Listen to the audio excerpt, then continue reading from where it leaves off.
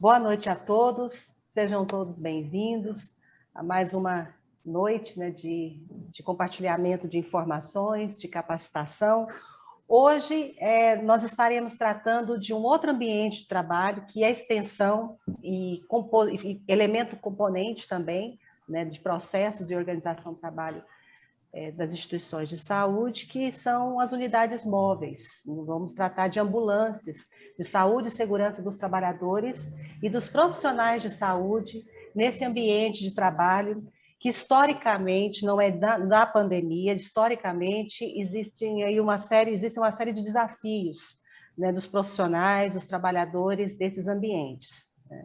Por parte da Auditoria Fiscal do Trabalho, uma luta muito grande, né, para realmente impedir que veículos adaptados, veículos inseguros, veículos sem manutenção, veículos sem os elementos mínimos, né, de assistência, inclusive, sejam utilizados para transportar pacientes.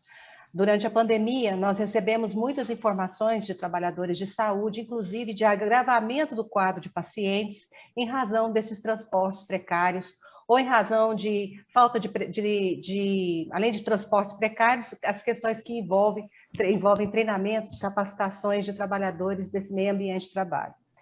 É um assunto antigo, tem lutas, inclusive, de categorias, né, para que essas precariedades sejam suprimidas, uma luta antiga para também que haja uma mudança na legislação brasileira, que acaba permitindo que veículos adaptados, veículos inseguros, acabem transportando pacientes, né? Por parte eu vou falar de uma atuação específica da Auditoria Fiscal do Trabalho, com o nosso Sindicato Nacional, junto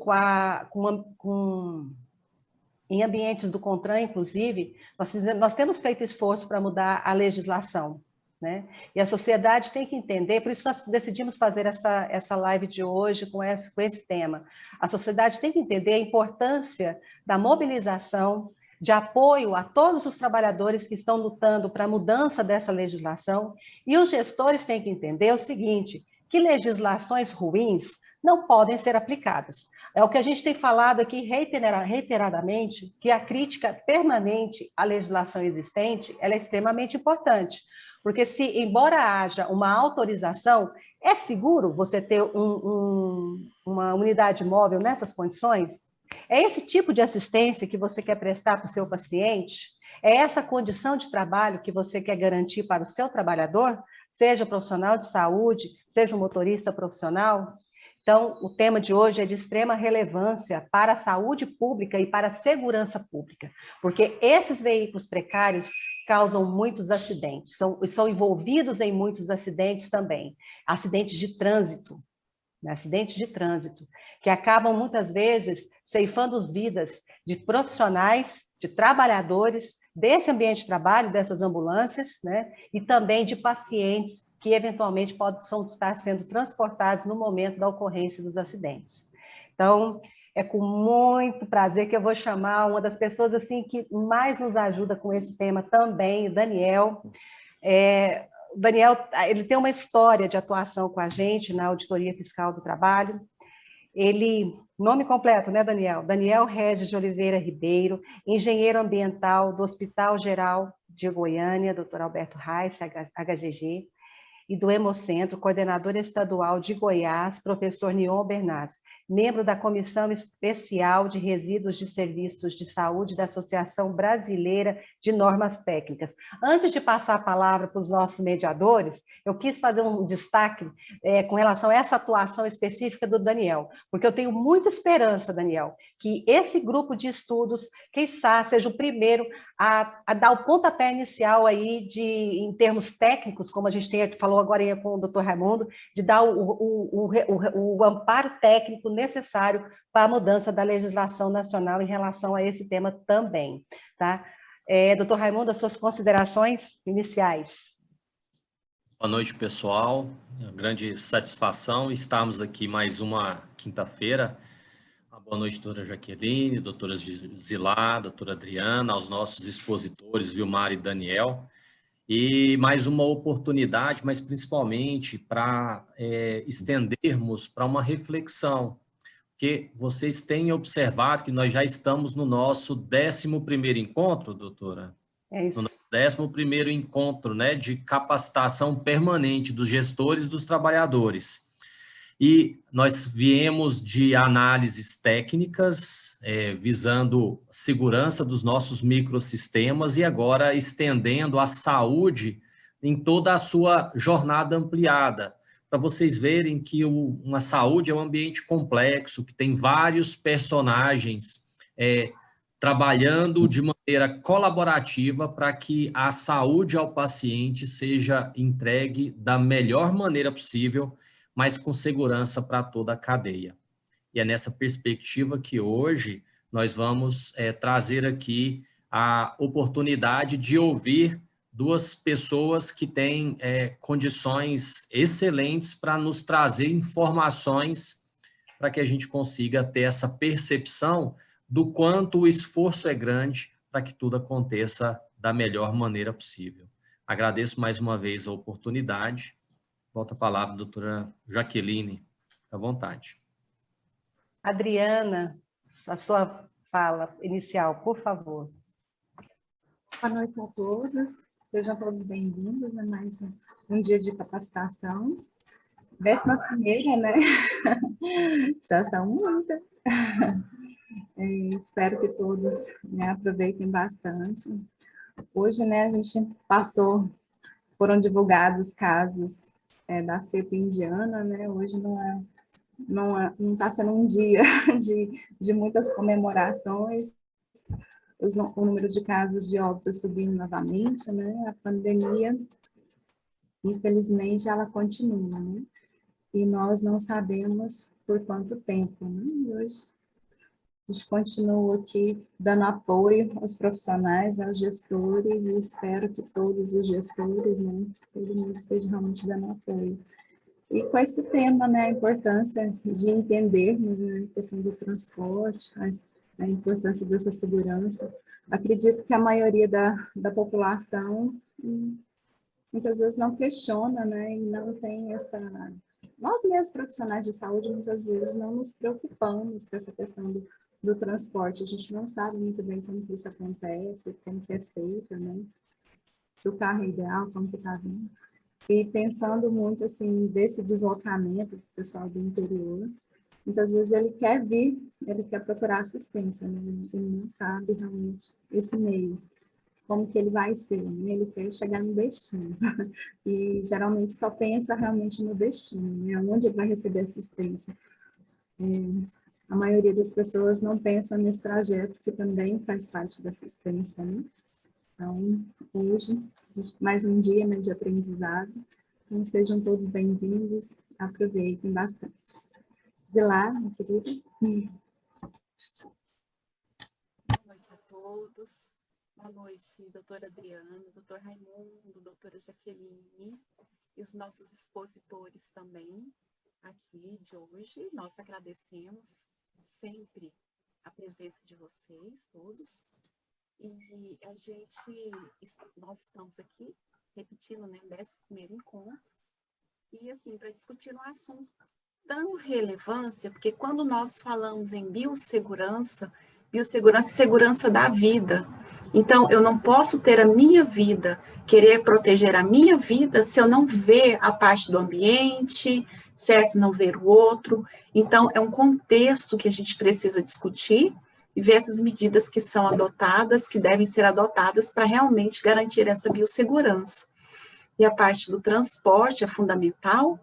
Por quê? Porque se você não garante um transporte do paciente com qualidade, ou seja, você está colocando em risco o paciente, o trabalhador e todas as pessoas, toda a população que está ali, vamos dizer, ao lado desses transportes, né? Porque também está colocando em risco a vida da população em geral. Então, é um tema super importante, necessário, relevante, que nós vamos estar discutindo aqui com 2 palestrantes, que a gente agradece muito, com certeza que vão estar abrilhantando nossa noite. Então, sejam todos muito bem-vindos. Obrigada. Doutora Jaqueline?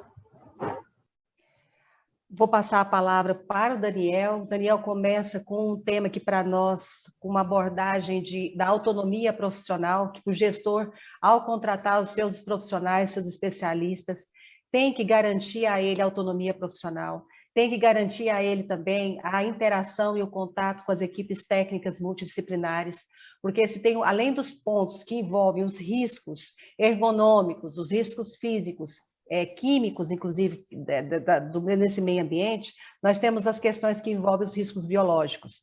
E aí, cabe aos gestores colocarem o seu serviço de controle de infecção em contato com a sua gerência, estar em contato permanente com sua diretoria, gerência de transporte, seja o que for, né, para que haja o desenvolvimento e aplicação de protocolos eficientes, incluindo aí todo o processo de higienização e de esterilização que for necessário, né?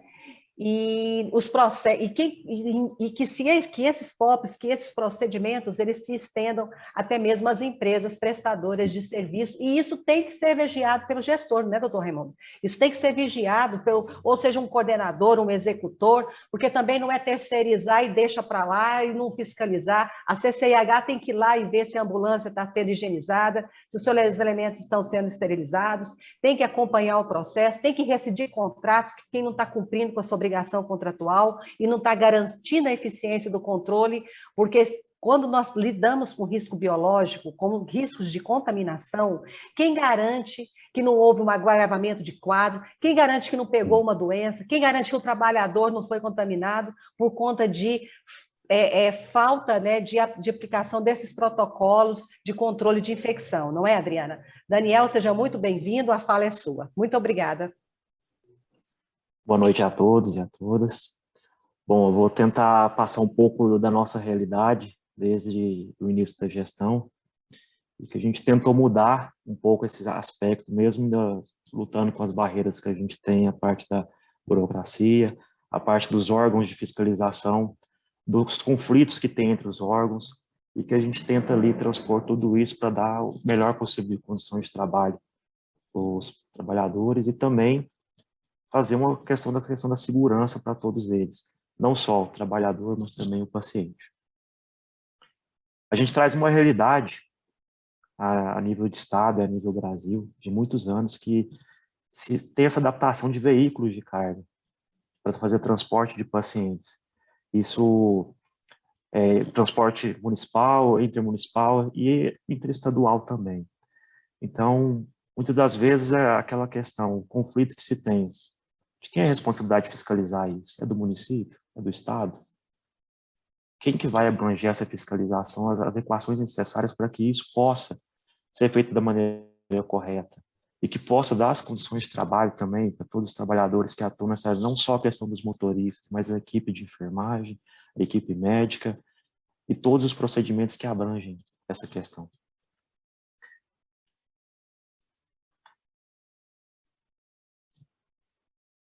Bom, a gente vai estar colocando um pouco aí dos impactos ambientais no transporte sanitário, né, que são um dos maiores problemas que a gente tem enfrentado, tem convivido com isso e tem tentado melhorar, porque a gente faz o nosso dever de casa, mas infelizmente os que chegam até a gente não estão conseguindo cumprir também. E às vezes não é falta da tentativa do profissional ali, mas é realmente a questão da gestão não querer. Aquilo não é um setor importante, não é um setor fundamental dentro da instituição, então prossegue da maneira que está, né?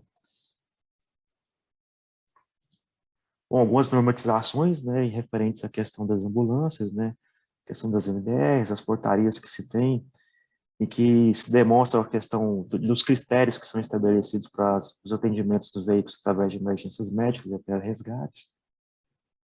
Quais são as tripulações obrigatórias? Hoje em Goiânia a gente tem uma questão da regulação do município, quando se faz transferência de pacientes de uma unidade básica de saúde para uma outra unidade de saúde, ela vai ter o suporte necessário para ela. Nós temos os veículos sanitários que muitas das vezes só o motorista que faz esse transporte desse paciente. E o motorista abrange essa questão de, além de fazer o transporte, ele é maqueiro, ele faz a parte de condução do paciente, toda a parte de interlocução entre a unidade que está recebendo o paciente, e ainda há todo o processo de espera se vai ser aceito o paciente naquela unidade ou não, retornar pela sua comorbidade.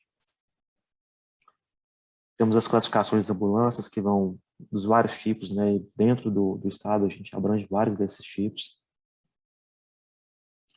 Bom, a nível Goiás, as ambulâncias básicas que hoje apresentam um dos maiores gamas dos problemas que a gente tem enfrentado, que são essas transferências de paciente, o mínimo que elas deveriam compor são esses equipamentos, né? Equipamento de radiocomunicação, contato permanente com a central de regulação, para saber como é que está essa questão, para onde a ambulância realmente está indo, se ela está sendo monitorada, né? Para dar um tempo de atendimento de resposta rápido à questão da transferência desses pacientes, né? Questão das macas, suporte para soro, oxigênio, né? Então, esse é o básico da ambulância. Então, a gente tem hoje, por exemplo, um veículo que o pessoal faz uma adaptação, que é um veículo de carga, realmente um veículo de carga adaptado, onde se coloca a maca, se coloca o assento para um acompanhante, porque nunca você vai conseguir ver realmente a questão de um profissional de saúde estar aí nesse veículo de carga, acompanhando o paciente que deve ser acompanhado por ele. A maioria das vezes é o acompanhante do próprio paciente que vai junto com ele. E o motorista passa as orientações, e aquela coisa que a gente se pergunta, como o motorista recebeu essas orientações? Ele foi capacitado para passar essas orientações? Houve essa capacitação na unidade? Porque o que a gente vê é o quê? O motorista ele é contratado, ó, esse aqui é o seu veículo, você vai receber as ordens de transporte, vai transportar o paciente, você tem que deixar ele em tal lugar, tal horário, voltar a tal horário, e voltar para pegar. Essa é a orientação básica que ele tem, mas e todo o processo restante? Como é feito isso nas unidades? A gente enfrenta isso no dia a dia. Os questionamentos que os próprios trabalhadores nos passam. Às vezes eles não têm noção do qual é a enfermidade daquele paciente que ele está transportando e ele não está usando proteção alguma. E nem é fiscalizado se ele está usando ou não quando ele chega na própria unidade. Então a gente tem dois tipos de veículos aqui que estão sendo demonstrados, né? Um que é o mais utilizado no transporte sanitário das unidades básicas de saúde, e a questão já são os suportes básicos, né, do SAMU, são as ambulâncias mais equipadas, que já apresentam uma estrutura melhor com os equipamentos, né, para poder fazer esses atendimentos e fazer também esses transportes entre unidades. Então a gente verifica a questão dos EPIs que são necessários para esses trabalhadores, né? Muitas das vezes o motorista acha que ele não tem que usar essa questão dos EPIs, mas ele está ali no veículo, compartilhando o mesmo local ali, um momento ou outro ele vai ter esse contato, na hora que ele vai abrir a porta, na hora que ele vai estar ali dando auxílio ali, e as questões podem ocorrer, principalmente nesse momento, questões de pandemia. Foi notório vários casos de pacientes sendo transportados onde o motorista sequer tinha equipamento de proteção individual para poder seguir da maneira correta. Isso a nível de entre unidades, é perceptível. E agora a gente vai para um outro âmbito também. Aqueles pacientes que passam por consultas eletivas nas unidades de saúde da capital, que vêm do interior. Que hoje, o que se vê em Goiânia, toda madrugada, são filas e filas de vans, deixando aqueles pacientes ali nas portas das unidades. E aquele motorista que está trazendo esses pacientes do interior para cá? Está sendo protegido? Ele tem uma capacitação para isso? E a gente se esbarra com essas situações. Até uma exemplificação aqui da questão do motorista, ele executa, né? Ele é o maqueiro, ele é o condutor ali do paciente, ele auxilia, né? Leva na unidade, espera a unidade receber, a unidade recebe, quantas das vezes a unidade não recebe, ele tem que trazer o paciente novamente para a unidade, né? Aí você vê, cadê a proteção? Cadê a capacitação? É responsabilidade do motorista fazer esse trabalho? Às vezes se enxuga o quadro de pessoal, não pensando nessa situação, o motorista abrange toda essa função, sendo que quem deveria estar ali acompanhando esse paciente é um outro profissional de saúde, não o motorista. Bom, aí a gente agora abrange uma situação que também é preocupante. É preocupante e vem por vários anos e a gente se esbarra nessas questões. Os procedimentos de higienização desses veículos. Não só a higienização, mas a esterilização. se procura, qual a norma que a gente vai adotar? Existe algum procedimento correto a ser adotado? Eu tenho alguns pareceres, até os próprios conselhos emitem pareceres de como ser executado. As unidades criam os procedimentos operacionais de como ser executada a higienização e esterilização e algumas notas técnicas que se existem. Mas não, o município ele não assume, às vezes, essa responsabilidade de fazer essa fiscalização, verificar se está sendo feito correto. E aí, quando se pega um veículo para saber se realmente ele está licenciado para fazer aquele transporte ou não, o órgão emite um certificado de autorização veicular para ele, onde ainda para ser solicitado esse certificado, se pede uma série de documentos, dentre elas não se identifica o plano de gerenciamento de resíduos, de todos os resíduos que são feitos na higienização daquela ambulância, o que está sendo feito, onde ele está sendo descartado, o local que está sendo feito. Não se verifica essa questão, simplesmente o que hoje é feito é como se fosse uma questão de um cartório. Eu vou pagar a taxa da liberação desse veículo, ele vai ser liberado, e não se tem uma fiscalização posterior a isso. E esse veículo roda anos e anos, e não se tem uma verificação de se ele realmente está em conformidade ou não, se ele ainda continua em condições de estar rodando e atendendo aquele objetivo fim dele. E a gente se depara com essas situações. O veículo sendo utilizado para carregar resíduos, e automaticamente depois utiliza-se para levar os pacientes. Quando é feita as suas higienizações, não são feitas em locais adequados, as pessoas não estão preparadas com os equipamentos adequados para fazer essa higienização. Né? E a gente passa para o cenário que estamos vivendo hoje, então, da questão da pandemia. Será que é correto esses profissionais continuarem atuando dessa forma, fazendo a higienização desses veículos da maneira que está sendo feito? Aí você procura, a nível Goiânia, quais os lava-jatos hoje estão licenciados para poder fazer a limpeza e higienização desses veículos.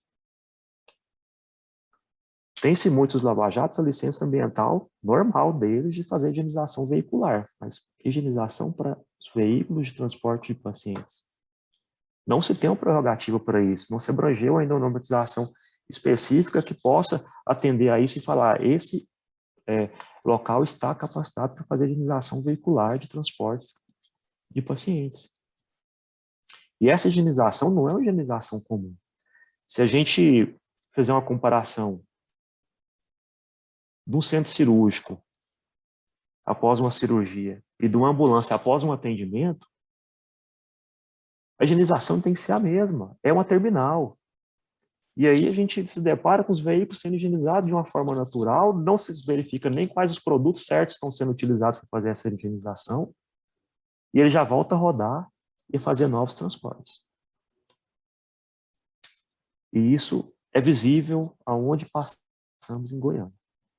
Certo? Então, assim, a gente consegue identificar isso, não está certo, mas continua não se fazendo nada a respeito dessa situação, e no final, quem está realmente na vulnerabilidade disso são os trabalhadores, aqueles que efetuam a higienização dessas ambulâncias, os próprios profissionais que estão atuando nesses equipamentos, que estão rotineiramente fazendo o ciclo desse transporte, onde as coisas não foram feitas da maneira adequada.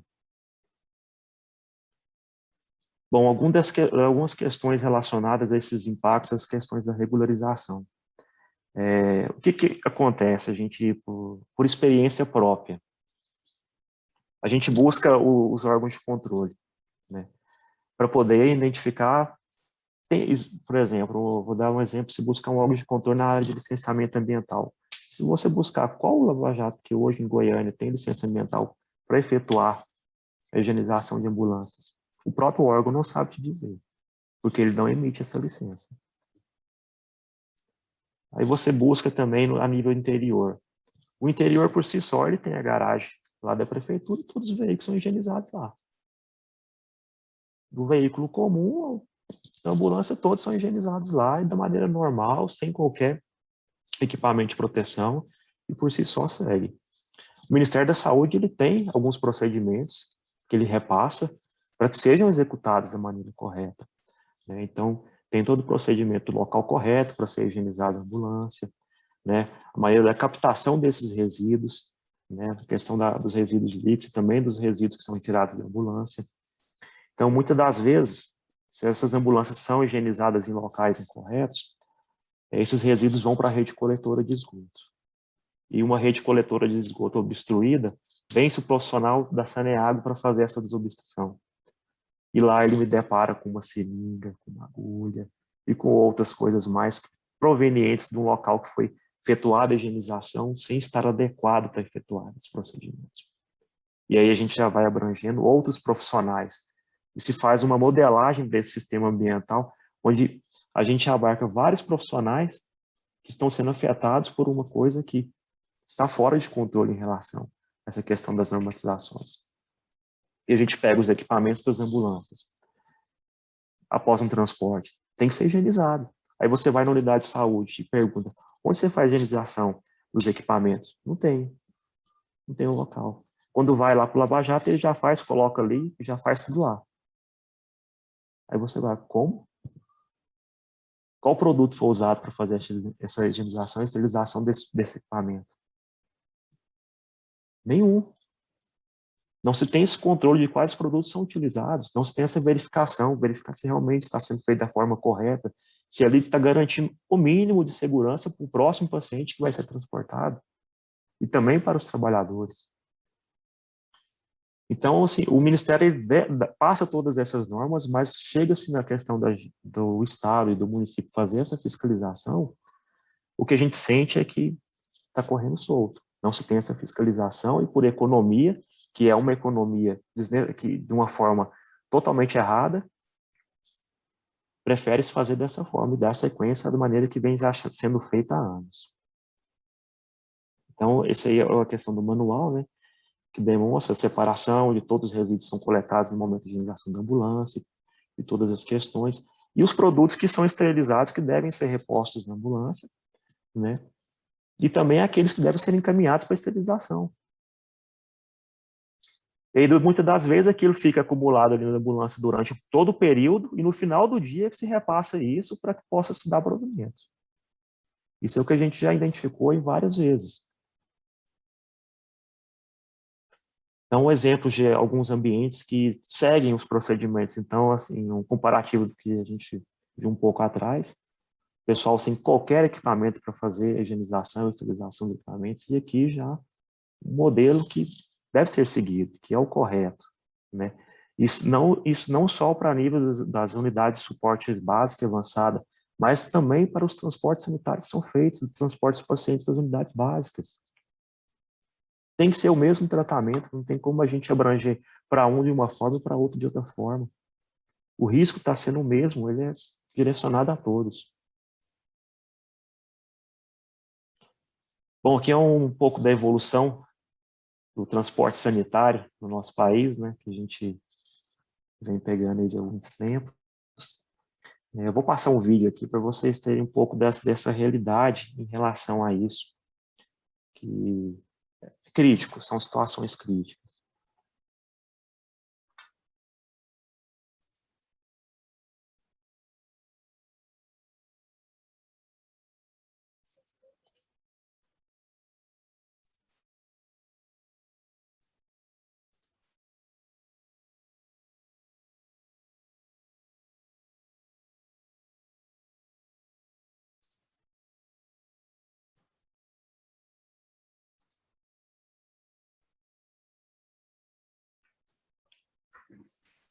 Enquanto você ajusta o vídeo, vamos reforçar alguns pontos aqui.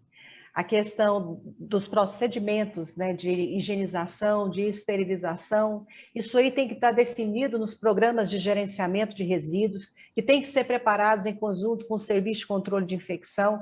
Ah, precisa? Sim, é necessário, porque nós estamos lidando com riscos biológicos, com riscos ocupacionais que vêm de instituições de saúde, né? Então, assim, os mesmos profissionais que elaboram os programas de gerenciamento de resíduos, em conjunto com as equipes técnicas do Serviço de Controle de Infecção, são os mesmos que têm que fazer um POP, né, doutor Raimundo? Tem que ter um POP específico, né, Zilar? Para esse ambiente de trabalho. Do mesmo jeito que você tem o POP do centro cirúrgico, você tem o POP da UTI, você tem o POP da ambulância. A mesma situação. Porque interessante que a maioria dos gestores acha que porque esses serviços são prestados fora das suas instituições, fora das suas paredes dos seus hospitais, eles não têm responsabilidade nenhuma com o que está acontecendo do lado de fora. E não é assim que acontece. Nós estamos falando de atividades, né? Aí no caso é um trajeto que faz parte da assistência. Isso ainda é um plus em relação à CME, lavanderia, porque é a assistência que esses profissionais fazem, tanto os motoristas profissionais quanto a equipe médica, da enfermagem que está ali. Não é, Adriana? Isso é uma composição de assistência. Você está dando uma resposta imediata a uma questão de saúde, né? Então, não tem diferença. Mas é um problema, né, doutor Raimundo? O pessoal acha que porque está fora do hospital não tem extensão de responsabilidades, extensão de cuidados, que não tem que ter POP, tem que ter para tudo isso. Interessante que quando a gente faz a comparação com a aviação, e é isso que nós vamos fazer em junho, nós teremos um especialista que vai fazer essa comparação do transporte de pacientes na aviação e o transporte de pacientes no rodoviário. Vocês vão ver a diferença do tipo de modal, mas que faz o mesmo tipo de transporte de pessoas. Né, doutor Raimundo?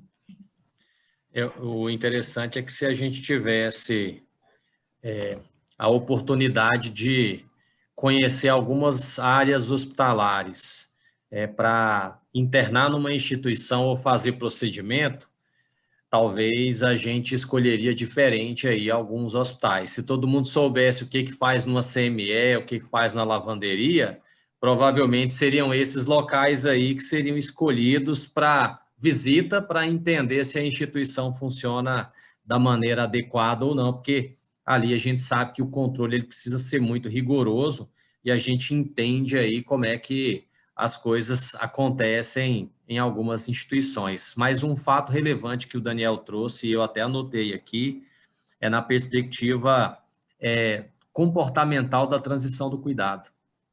Quando a gente solicita um transporte, a gente está fazendo a transição de cuidado. E nessa transição de cuidado existe uma corresponsabilidade, que é uma responsabilidade compartilhada entre setores, e isso precisa ser muito bem percebido e muito bem ajustado para que a gente consiga ter a ideia do quão complexo é um transporte dessa natureza. E muitas vezes há um negligenciamento aí dessa relação. E aí o paciente acaba ficando mais exposto, né? E um outro ponto, talvez, aí nessa quantidade de carros adaptados, né, que o Daniel trouxe, mais uma vez, aquilo que a gente acaba tendo de mais comum no país, né, que é não pensar na contingência. Eles acabam fazendo a utilização adaptada de algum transporte, mas nunca querendo usar ou achando que nunca vai ser necessário, mas quando precisa, acaba expondo todo mundo que está nessa cadeia do cuidado, né? A responsabilidade nesse aspecto, como a doutora Jaqueline trouxe, de mesmo não acontecendo dentro dos limites hospitalares, mas faz parte também da gestão por conta dessa corresponsabilidade de transição. Quando você sai de uma unidade básica e vai para uma unidade secundária ou terciária, você tem uma responsabilidade com o paciente até que ele chegue lá, inclusive em como ele está sendo conduzido. Daniel? Só um momento que eu passei para o Guilherme aqui, ele vai publicar para a gente o vídeo. Então eu vou... ok. E uma ambulância capotou depois de bater com um carro ontem à tarde no cruzamento da Avenida Jamel Cecílio com a Marginal Botafogo, aqui em Goiânia. A ambulância estava vindo de Cristianópolis e, com o impacto da batida, o veículo tombou, fazendo com que a maca, onde estava uma paciente idosa, fosse parar na pista. A mulher de 78 anos sofreu um corte na cabeça e foi encaminhada para o UCO. A acompanhante da paciente e o motorista da ambulância tiveram apenas escoriações leves e foram atendidos no local do acidente. Bom, então isso é a questão que a gente estava falando, né? Qual que é a segurança que se tem para a pessoa que está dentro desse veículo, na parte de trás, sendo conduzida? Então, essa é uma das questões que se pega muito, de não ter um protocolo adotado para esse transporte ser feito da maneira correta. Numa situação em que o veículo está em alta velocidade, pode ocorrer um acidente, né? Tem um outro vídeo também, Guilherme, se você puder passar ele para a gente.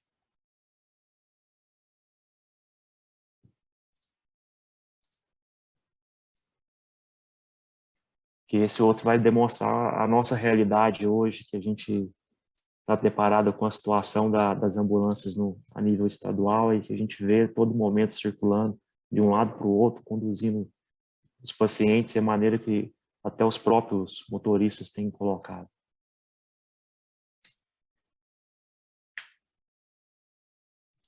Vou pedir só um minutinho, porque tá baixando o vídeo aqui, só um minuto.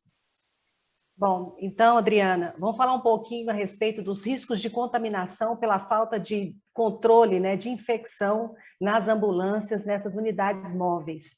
Aí eu vou deixar para você falar um pouquinho e volta naquele assunto das bactérias multiresistentes também, né? As bactérias multiresistentes marcou, né? É outro fato que acho que marca também assim, para a gente é a questão do CME, né? O principal fator de interdições e de autuações, notificações no estado é CME. E muitas vezes nas ambulâncias, né, o pessoal nem sabe, né, principalmente do interior, né, que não tem esse rigor, né?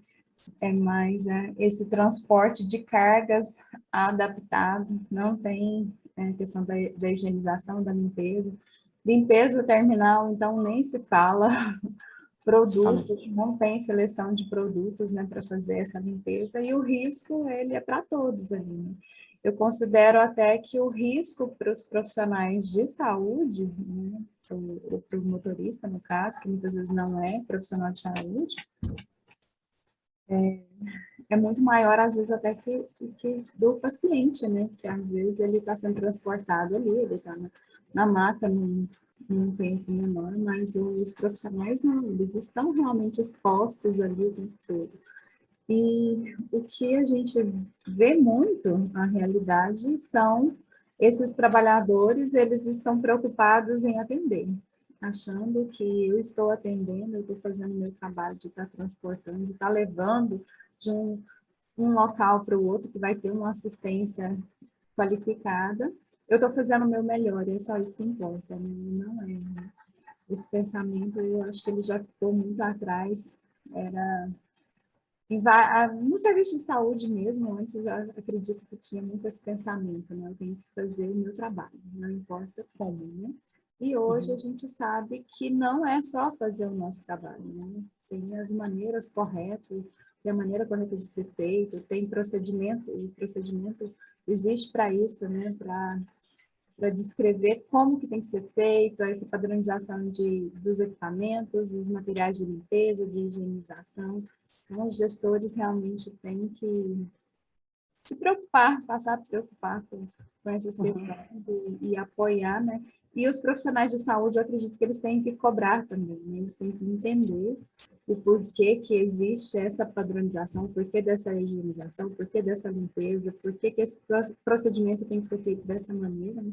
E que é para a segurança de todos, inclusive, principalmente, né, deles. Daniel, o vídeo.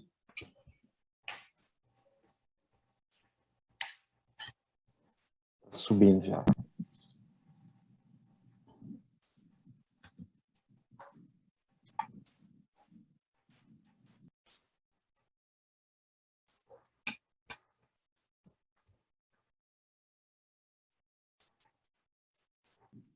Olha que absurdo, o Sindicato dos Condutores de Ambulâncias de Goiás denunciou as condições precárias que os veículos estão circulando em todo o estado. Só para ter uma ideia, em 2008 eram 45 ambulâncias, mas agora, passado 10 anos, são 6 a 8 carros que fazem os atendimentos da população de Goiânia e região metropolitana. Olha só a situação dessa ambulância. Os bancos estão soltos, o estofado velho e a maca toda estragada. É possível ver que o veículo está bem danificado em várias partes. Nessa outra ambulância, o banco está completamente solto. A porta de outro veículo é amarrada com uma corda.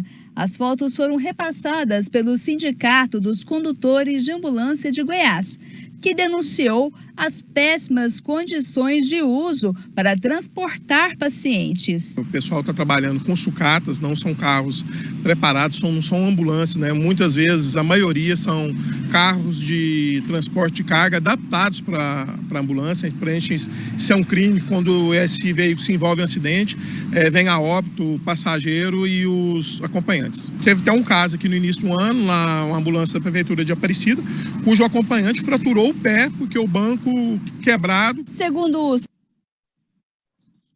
Bom, gente, é só uma parte para a gente poder ter uma visão da situação que hoje se encontra e que perdura já por vários anos nessa questão do transporte sanitário.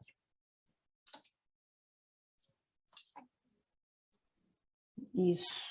Não, muito bom, Daniel. Obrigada. Eu vou passar a palavra agora para ser uma fala realmente em sequência para o Vilmar Felipe Manzi Neto, gestor sanitário e ambiental, engenheiro ambiental, engenheiro de segurança do trabalho, tem uma larga experiência em grandes projetos também de infraestrutura e engenharia, ferrovia, aeroporto, canal, em ambientes hospitalares. Realmente o Vilmar tem realmente muita experiência, é uma das pessoas também que auxilia a Auditoria Fiscal do Trabalho há muito tempo aqui no Goiás. É um prazer tê-lo conosco, viu, Vilmar? Muito obrigada por ter aceitado, sei que você está acumuladíssimo, e eu já vou passar a palavra para você depois, em sequência, depois de tudo isso que nós tratamos aqui, nesse tema que para a gente é tão caro, né, Vilmar? Tão importante. A palavra é sua. Boa noite a todos, boa noite, doutora Jaqueline, boa noite, doutor Raimundo, Zilar, Adriana. Para mim é uma satisfação enorme poder fazer essa apresentação para vocês. Mesmo no momento de pandemia, aí, a gente está aqui a todo vapor, né? A gente atualmente está trabalhando numa concessão rodoviária, então aqui é 24 horas por dia, o CCO está aqui do meu lado, não para em momento nenhum, e a gente tem que dar esse apoio para o pessoal que é usuário da rodovia. Então, justamente tem a ver com esse tema, né? E aqui na minha fala, a gente vai abordar um pouco, falar também sobre o Maio Amarelo, né? A importância também da gente valorizar esse pessoal não parou, os caminhoneiros, motoristas de ambulância, esse pessoal está bastante estressado, bastante cansado, e nós temos que dar todo o apoio para esse pessoal não parar. Esse pessoal parar, para tudo. É quem transporta combustível, é quem transporta alimentação, medicamento. Então, a gente precisa ter atenção a esse pessoal que faz o transporte de pessoas, de cargas e roda por todo o Brasil.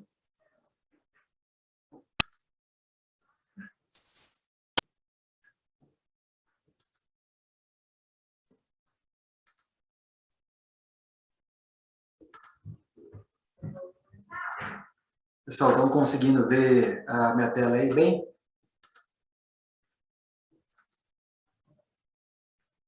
Sim? Então, eu vou falar um pouco também sobre autonomia profissional, né, alcance, documentação de contratos, né, programa de saúde e segurança, atuação conjunta aí, CIPA, SESMIT, Núcleo de Segurança do Paciente, SRH. A gente vai abordar também um pouco sobre identificação e gerenciamento de risco, né, sobre acidentes do trabalho, né, mostrar um pouco para vocês aí um exemplo de um relatório de investigação de acidente, o exemplo aí de uma análise preliminar dos níveis de risco, né? Então, só alguns pontos aí sobre o Maio Amarelo, né? O Maio Amarelo é um movimento, né, que nasceu em 2014, né?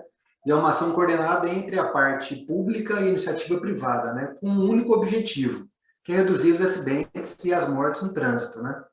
Então, a gente acha, assim, atualmente estamos numa pandemia com milhares, né, de pessoas mortas, mas o trânsito também mata muito. em especial do Brasil. O Brasil está no quarto, né, no quarto ali no ranking, ficando só atrás da China, Índia e Nigéria, né? Quando a gente compara a questão de população, né, a China está com mais de 1 bilhão e 400 milhões, a Índia está próxima ali, 1 bilhão 380 mais ou menos, né? Então, assim, são países muito populosos, né, e que têm o trânsito um pouco mais violento que o nosso. Então, assim, a gente precisa melhorar muito o nosso trânsito, né? Então, no Brasil, a cada 1 minuto, a cada 15 minutos, uma pessoa morre, né? Tem um acidente aí, né, devido a acidente com trânsito, né? Então, os especialistas aí avaliam que é o seguinte, a maior parte é devido à ação humana, né? Então, o que mais preocupa é o fator humano. Então, mais de 90% dos acidentes, a causa sempre é a imprudência dos motoristas. Excesso de velocidade, ultrapassar em faixa contínua, né? Então, são coisas que são ações, né? São atitudes que poderiam ser evitadas, né? E tudo que assim o Daniel falou, a gente também, né, fazendo uma analogia aí com as ondas, com os NRs, né, a gente falando sobre as condições, né, das ambulâncias, tudo isso aí é proibido na legislação. Então, quando a gente pega a NR17, que fala sobre ergonomia, né, ela dispõe sobre mobiliário, sobre equipamentos, condições ambientais, organização do trabalho. E quando você verifica ali um profissional, né, que é um motorista de ambulância, ele enquadra na NR17. Então, a ambulância é o ambiente de trabalho dele. E aquilo ali deveria estar organizado.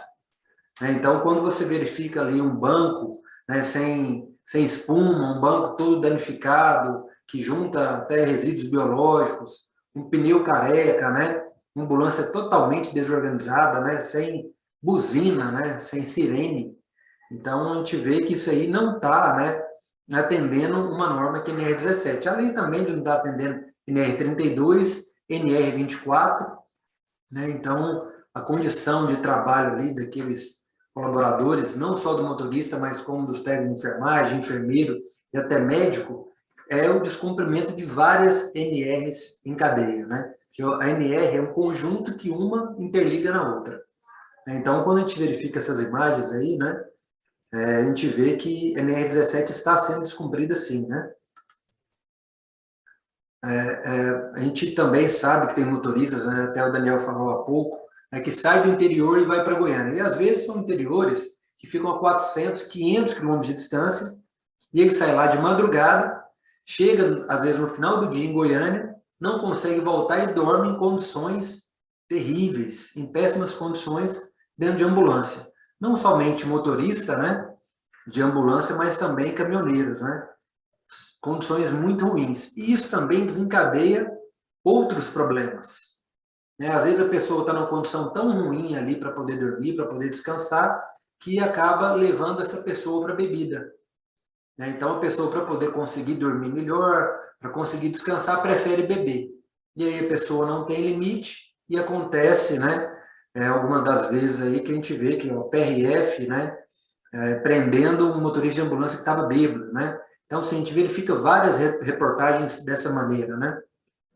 Um profissional ali, né, que deveria estar conduzindo o veículo com total condição, né, está embriagado.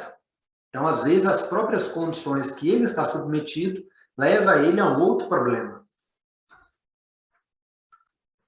NR24, né, que versa aí sobre as condições sanitárias e de conforto, né? Então, quando a gente faz também essa avaliação, né, sobre as condições de trabalho, que é uma ambulância, né, o motorista de ambulância ele deveria ter um vestiário adequado para ele poder, inclusive, se desparamentar.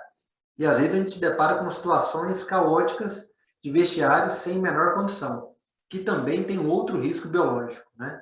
Então, a gente sabe que tem, às vezes, algumas UPAs de interior que são bem pequenas, né, que não tem a menor condição ali de conforto, né, que não propicia ali para que o motorista de ambulância, a equipe de enfermagem, a equipe de saúde possa fazer a troca adequada dessas vestimentas, né? E a NR24 também versa aí sobre as atividades que implicam em contato com sujidade, que no caso é o pessoal da área da saúde e, às vezes, até o próprio motorista, que faz esse apoio aí com os pacientes. Então, deveria ter uma vestimenta adequada, né? Isso aí está previsto na NR24, que nem é considerado como uniforme ou EPI. Uma vestimenta para aquele trabalho que tem risco biológico, que tem contato ali com sujidades. E aí, né, vai desencadeando uma série de problemas, né? Então, assim, algumas prefeituras têm aí ônibus escolares, né, em condições terríveis, né, que não deveria nem estar fazendo transporte de pessoas, né, principalmente de crianças, né, para a escola. Então, a gente vê várias reportagens aí, a PRF prendendo veículos escolar, ambulância com pneu careca, e tudo isso gera acidentes, né? A gente verifica, né, que ambulância sem freio, ambulância com pneu careca, e tudo isso coloca em risco o profissional, o paciente e, às vezes, a gente, né, nós. Você está com sua família, indo de férias, e aí, né, uma ambulância em péssimas condições, né, sem freio, né, sem um pneu adequado, que coloca em risco uma gama de pessoas, né? Os profissionais da saúde, paciente que está ali dentro, acompanhante e até os outros demais usuários. E aí a gente fala um pouco, né, sobre a autonomia profissional, né? Então, assim, conforme o item, né, 1.4.3 da NR1, né, que está vigente, né, lá deixa bem claro que o trabalhador pode e deve interromper suas atividades quando constatar uma situação, né, de risco grave iminente para a sua vida e sua saúde, né? E imediatamente comunicar ao superior hierárquico. Então, quando que a gente considera uma situação de risco grave e iminente? Vamos pegar o ambiente de trabalho, né? A ferramenta de trabalho de um motorista de ambulância ou motorista de caminhão. Pneu careca é uma condição de risco grave e iminente? É. Falta de freio? É também. Cinto de segurança? Também. Barra de direção? Também. Parte de suspensão, também. Então, assim, o motorista de ambulância, ele tem que saber que o ambiente de trabalho dele tem que estar organizado, tem que estar adequado, porque aquele risco envolve toda a coletividade.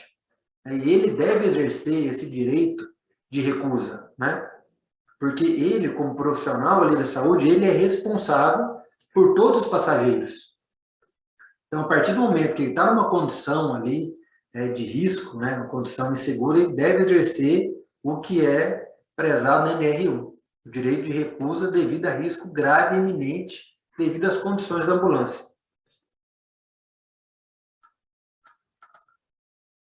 Aí, abordando também um pouco mais, aí, o Daniel também apresentou isso para a gente recentemente agora, sobre a portaria 2048 do Ministério da Saúde, né, que é de 2002, né? Essa portaria é um regulamento, né, técnico aí do Sistema Estadual de Urgência e Emergência. Então, não só público, como privado também. Então, essa portaria é uma portaria bem completa, bem extensa, que detalha mesmo tudo que é necessário para o transporte, né, hospitalar móvel, que são as ambulâncias, né? Tanto estadual, né, público, quanto privado, né? Então, ela versa sobre a equipe profissional, as capacitações, o que deve compor cada ambulância, sobre os condutores, né, definição do tipo de veículo, né, os tipos de ambulância, de A até F, né, A, B, C, D, até F, e o que deve ter, quais são os materiais e medicamentos em cada tipo de ambulância. Então, uma norma bem completa e que, às vezes, a gente observa que tanto o poder público quanto o poder privado, né, as empresas não cumprem essa portaria. Né? Então, se a gente for realmente no detalhe, né, é uma portaria que deveria ser cumprida porque ela é bem completa. Né? Então, ela define todos os medicamentos, a tripulação, inclusive fala até, né, doutora, sobre o transporte aéreo. Fala sobre a parte aeromédica, o que deve ter na aeronave, quais são a capacitação mínima, né, e a quantidade de horas, né? Então, lá versa sobre todos esses detalhes. e também questão, né, dos conteúdos, né, certificação mínima de toda a equipe que faz parte aí dessa parte pré-hospitalar móvel, tanto terrestre quanto aéreo, né. A gente falando um pouco, né, sobre NR6, né, sobre a parte de EPIs, né, a maioria das pessoas sabem aqui que tem a parte que compete ao empregador e tem a parte que compete ao empregado. Então, assim, um resumo bem breve, né, o que compete ali ao empregador, né, que é adquirir, né, o equipamento adequado para a atividade. E às vezes tem empresas menores, né, uma empresa que está começando, que a empresa mesmo tem dúvida. Às vezes não tem o profissional da área da segurança, não tem ainda a CIPA formada, mas é importante uma equipe técnica multidisciplinar para poder fazer essa avaliação. Então, quando a gente pega, por exemplo, num ambiente hospitalar, é importantíssimo o SESMIT, junto com a CIPA, Núcleo de Segurança do Paciente, em conjunto, avaliar no detalhe. E outra, não esquecer do trabalhador, porque às vezes vem ali um EPI mirabolante que a pessoa fica engessada, não consegue ter, né, a maleabilidade, o movimento que ela precisa para executar aquela atividade e também se coloca em risco. Então, é importante, sim, escutar também o trabalhador, né? É importante também orientar e treinar o trabalhador sobre o uso adequado daquele equipamento, né? Por que a gente fala isso? Mas isso é básico, né? Treinar equipamento para poder usar aquilo é treinar. Eu não esqueço numa conversa que eu tive com a doutora Jaqueline, né, quando ela estava fazendo uma fiscalização em uma grande obra, que tinham trabalhadores de fora, de outro país. E o pessoal tinha orientado, mas tinha orientado na língua local, não tinha orientado na linguagem deles. Então, é muito importante treinar os trabalhadores na linguagem deles, não só local, porque às vezes você está treinando e a pessoa não está captando aquela informação. Então, é muito importante na linguagem da pessoa ali, para que ela entenda a importância e a forma adequada de usar aquele EPI. Responsabilizar-se pela higienização e manutenção periódica. E como que o empregador vai se responsabilizar pela manutenção periódica? Durante as vistorias, durante a evidência. Então, o empregador precisa, né, e isso até a norma fala, que ele é responsável pela higienização e manutenção. Mas como você vai saber? Em vistorias. Então, tem que olhar, verificar os EPIs que o pessoal está utilizando, se está adequado, se está no tempo de validade, né, do próprio equipamento. Então, é importante fazer vistorias para identificar a qualidade, né, a condição, a manutenção aí dos EPIs. Registrar o fornecimento, né, então a gente vê que tem empresa que entrega o EPI, mas não registra que entregou. Então, não tem um controle efetivo. Aí eu trouxe até uma imagem aí, de uma indústria que tem agora entrega de EPI, uma máquina, igual aquelas máquinas de refrigerante, né, aquelas máquinas que tem aeroporto, a pessoa lá com seu crachá já tem os EPIs pré-definidos e ele seleciona o que ele quer. Então, é uma maneira bem eficiente, né, de registro e de entrega rápida, adequada de um EPI. É uma inovação, né, inovação tecnológica, né? E aí compete também ao empregado, a questão da utilização, né, para a finalidade se destina, e também da guarda e conservação, né? Mas quando a gente fala na parte de guarda e conservação, a gente volta lá nas outras NRs, a NR17 e NR24, que fala sobre vestiários. Então, para o colaborador poder ter essa guarda e conservação do EPI, ele tem que ter também um vestiário adequado. E tem ambientes que a gente sabe que não tem nem vestiário.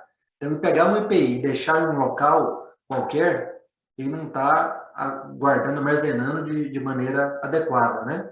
E também comunicar ao empregador sempre que tiver alguma alteração, não estiver em condições de uso. Vou compartilhar com vocês aqui uma cartilha, né, sobre EPI que foi elaborada recentemente pelo COFEM. Eu sei que a gente já falou sobre isso, né, em outras oportunidades, né, em outras lives, mas essa cartilha do COFEM, ela é bem bacana, porque ela mostra como o pessoal da área da saúde deve se desparamentar para não se contaminar. Tem muito profissional da área da saúde usando os EPIs de maneira adequada, só que quando vai se desparamentar, ele acaba se contaminando. Então, só para vocês terem aí, rapidinho, conhecimento dessa cartilha e aí poder até compartilhar com outras pessoas, tá?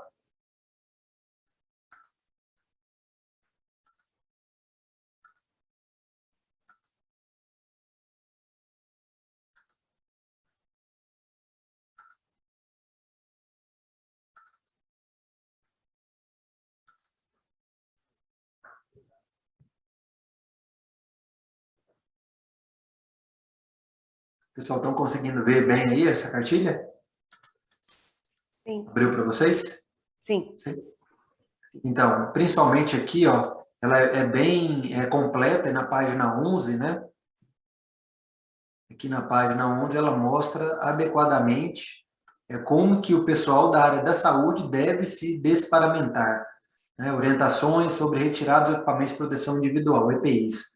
Então, é um passo a passo bem bacana, bem completo, bem didático, né, que mostra como que o pessoal da área da saúde, os profissionais, devem se paramentar para não se contaminar. Então, tem todo um passo a passo aí, sempre começar pelas luvas, depois álcool em gel, avental e o capote, depois gorro e touca, protetor facial e o óculos, e, por último, a máscara cirúrgica e a máscara de proteção respiratória. Então, um passo a passo aí, muito bem feito, muito bem elaborado pelo COFEM, tá?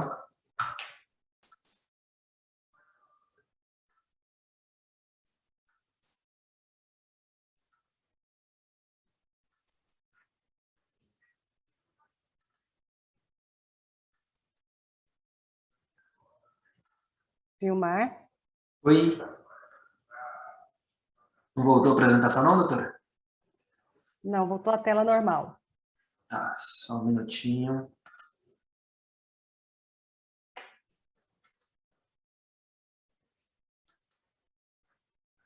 Bom, enquanto ele ajusta ali, vamos falando umas situações importantes, né?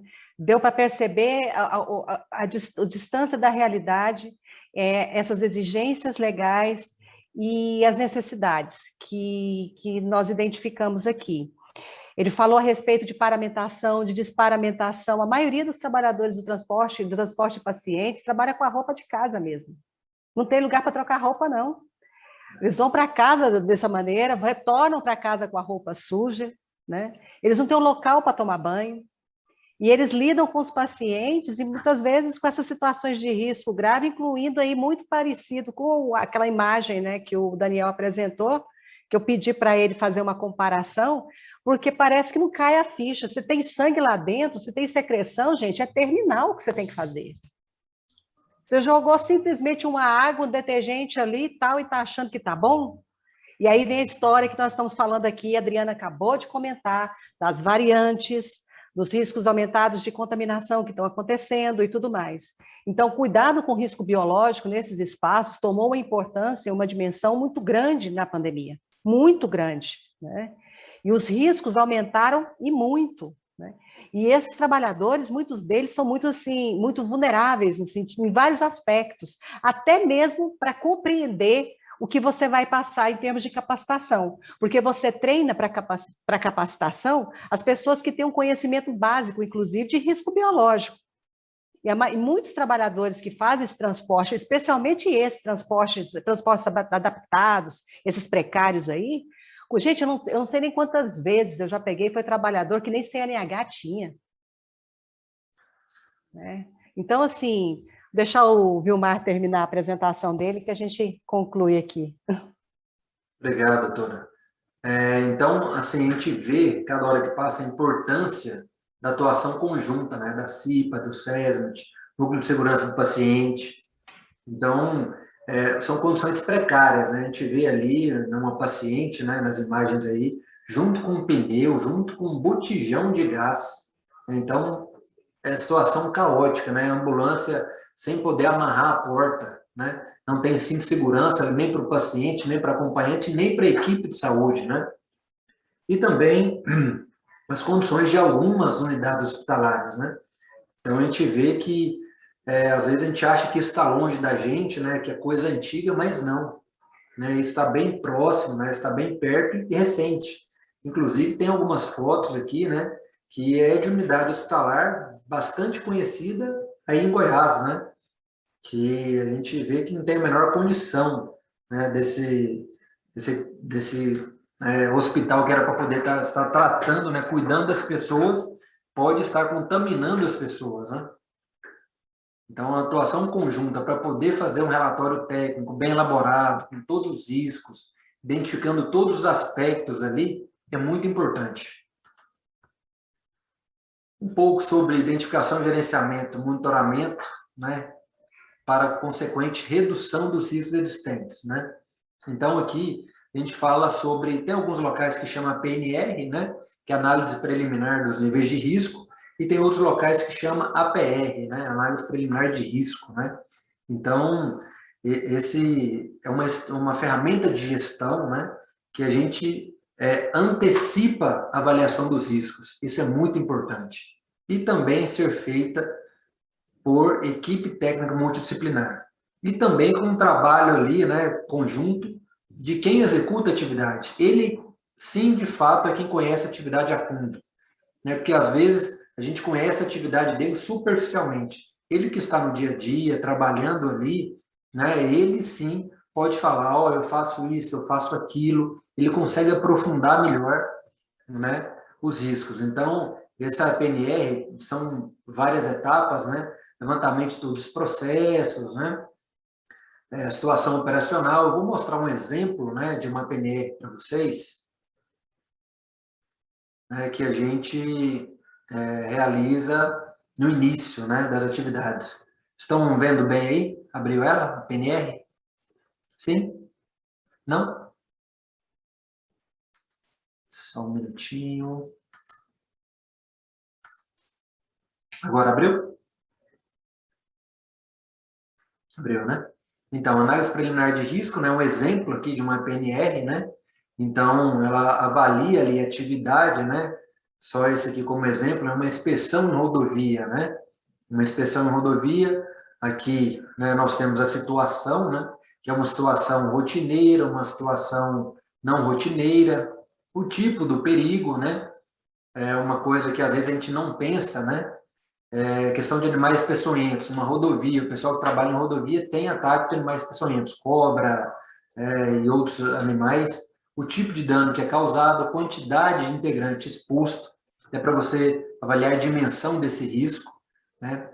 O gerenciamento existente, o que você precisa fazer para poder conter esse dano, esse risco, os requisitos legais aplicáveis, né?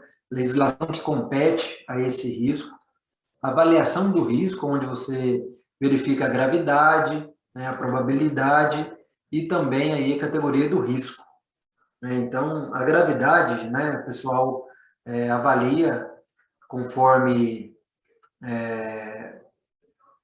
aquele risco específico, né? Então, na gravidade, a gente considera lá de levemente prejudicial, prejudicial extremamente prejudicial.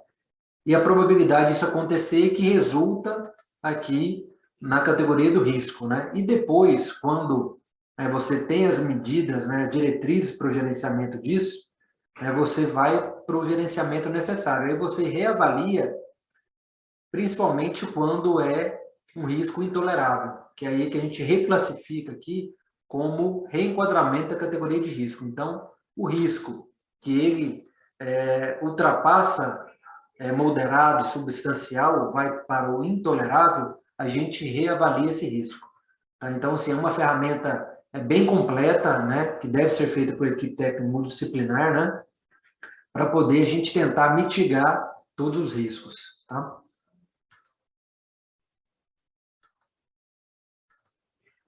Então, só um exemplo, né, de uma PNR dessa. Falando um pouco sobre acidentes de trabalho, né, então, a importância de se investigar bem um acidente, né? A investigação do acidente, né, ela deve sempre objetivar uma mudança de processo, uma mudança de postura ou algum ajuste, né? Você não pode ter um acidente, fazer uma análise e não ter uma mudança do processo. E, com certeza, esse acidente vai voltar a acontecer novamente, né? Então, você precisa de uma investigação com uma metodologia eficiente. Não adianta só investigar qual foi a causa, foi isso. Não, faz uma análise, uma avaliação profunda desse acidente. Existem várias metodologias, né? Vou mostrar alguns exemplos para vocês daqui a pouco. Né? A elaboração de um plano de ação tem que ter um plano de ação para esse acidente, né? Um plano de ação eficiente, contundente, e avaliação da eficácia desse plano de ação. Não adianta também você ter um plano de ação que foi implantado de qualquer maneira e que você não remete a ele, né, para poder avaliar a eficiência. Isso nada mais é do que o ciclo PDCA, né, de você ter ação, checar, né, confirmar.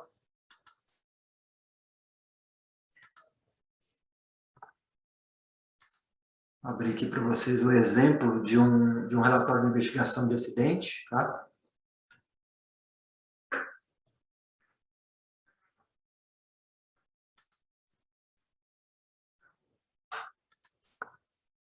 Então, abriu para vocês relatório de investigação de acidente? Só um minutinho. Quem não abriu foi para mim aqui agora, só um minutinho.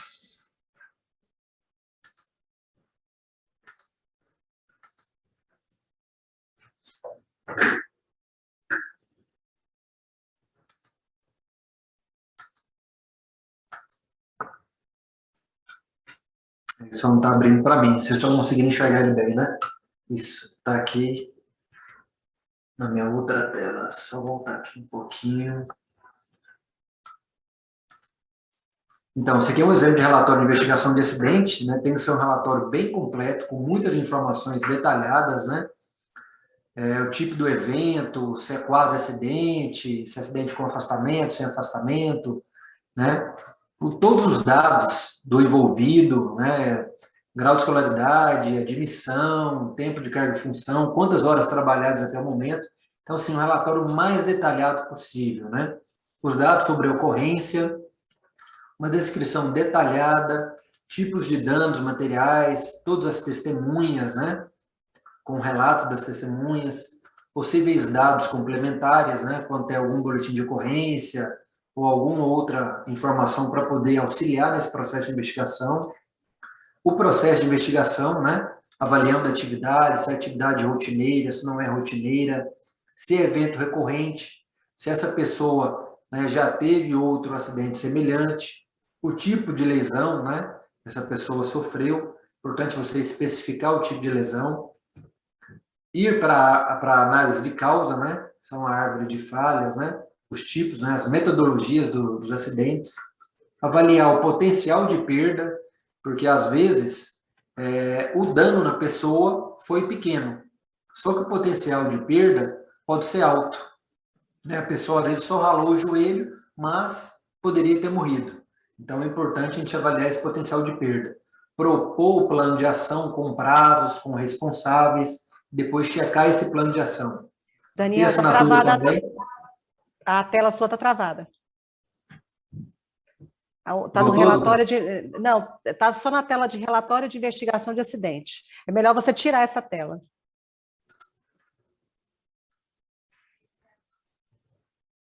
Voltou normal? Não.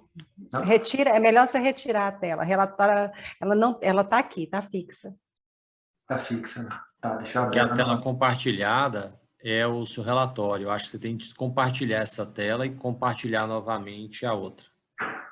Tá, só um minutinho. Tirei o compartilhamento, só compartilhar a tela aqui. Agora é. Tá, só um minutinho. E no caso de motoristas profissionais, enquanto ele ajusta a tela aqui, uma situação que eu nunca vi, assim, a gente luta para que incluam, para que as equipes técnicas multidisciplinares passem a dar atenção para essas questões, é com relação ao sono. A jornada de trabalho é importante, o sono, as investigações em relação à qualidade do sono. Tanto é que nós teremos em junho um especialista que vai começar esse mês, mas no mês de junho nós vamos falar a respeito disso. E em relação aos motoristas profissionais, a questão do excesso de jornada também é recorrente, né? E os acidentes de trânsito, em razão desse excesso de jornada que compromete o sono, o sono reparador para que haja as condições críticas que o motorista precisa para dar resposta rápida em cada um dos seus eventos na condução, é um grave, geralmente não colocam, geralmente essa parte os técnicos não colocam, mas eu sempre cobro para que isso seja colocado, porque é importante que seja colocado. É aquela história, né? Não é porque não está escrito na norma regulamentadora que você não vai colocar. A crítica tem que ser permanente, né, doutor Raimundo, do que é necessário, do que precisa ser colocado, que vai muito além que está na norma. A norma é um checklist mínimo. Pessoal, o gestor tem que entender que ele é mínimo. E diga-se de passagem, muito aquém das necessidades. E nem o mínimo o pessoal cumpre. Verdade é essa, tá? Olha o esforço que nós estamos fazendo aqui com os gestores. E quantos gestores estão ouvindo? Vão se preocupar quando eu notificar, quando eu autuar, quando eu interditar, quando tiver representação civil, criminal, né, doutor Raimundo? Mas, infelizmente, olha o esforço que a gente está fazendo aqui e quantos gestores estão participando?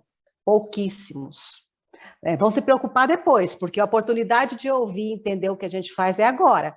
Na ação fiscal, eu sou só a auditora. Né?